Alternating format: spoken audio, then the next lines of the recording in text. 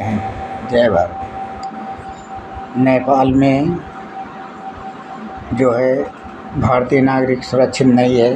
भारतीय नागरिक को तकलीफ़ दिया जा रहा है और यहाँ पे कोई भारतीय नागरिक आता है तो ये कहते हैं अपने भारत जाओ, अपने भारत जाओ, हमारे नेपाल में काम ना करो, हमारे नेपाल में ना कमाओ, हमारे नेपाल में ना रहो, अपने भारत भागो।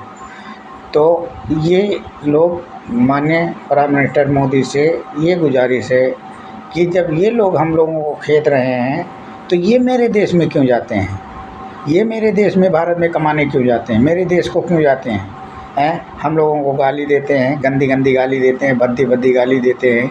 हम लोगों को निशाना बनाया जा रहा है। नेपाल में कमाने खाने आते हैं या रहने आते हैं या शादी कर लेते हैं, रहते हैं, तो निशाना बनाया जा रहा है। तो ये लोग जब हमारे वहाँ जाते हैं तो हम लोग तो नहीं बोलते हैं, भारत में कोई नहीं बोलता है।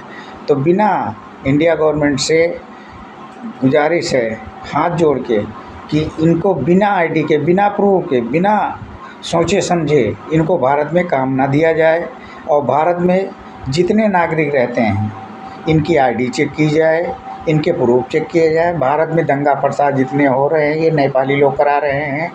ये जो है सारे देशों से मिले हुए हैं। ये जाते हैं भारत में कमाने नहीं जाते हैं, भारत को भारतीय लोगों को तंग करने जाते हैं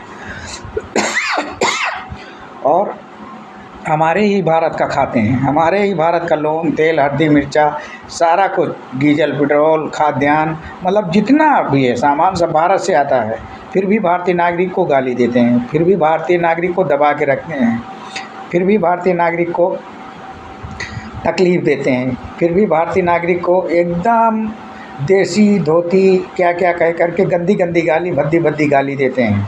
जब कोई मामला होता है, कोई भारतीय नागरिक नेपाल में फंस जाता है, पुलिस के लगे फरियाद लेके जाता है, तो ये जो पहाड़ी समुदाय के लोग हैं तो ये लोग बहुत अपने के आगे उसकी बात नहीं सुनते हैं, इंडियन लोग की बात नहीं सुनते, खाली अपनी बात धरते हैं ये। और नेपाली पुलिस जो है वो मिल करके इन्हीं की तरफ बोलती है, इन्हीं की बात सुनती है नेपालियों की, और इंडियन आदमी को उठा करके उल्टा सीधा केस में जेल भेज देती है और पैसा वसूलती है। और ये बांके ज़िला कोहलपुर वार्ड नंबर 2 मनकामना चौक में कुछ ऐसे व्यक्ति हैं कि जो 5-6 व्यक्ति ऐसे हैं कि वो खाली इंडियन व्यक्ति को निशाना बनाते हैं।